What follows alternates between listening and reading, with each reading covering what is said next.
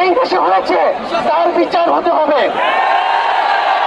আমরা পদত্যাগ দিয়ে তাকে কোনো এক্সিট রুট দিতে চাই না, তাকে পদত্যাগ করতে হবে, বিচারের আওতায় আনতে হবে।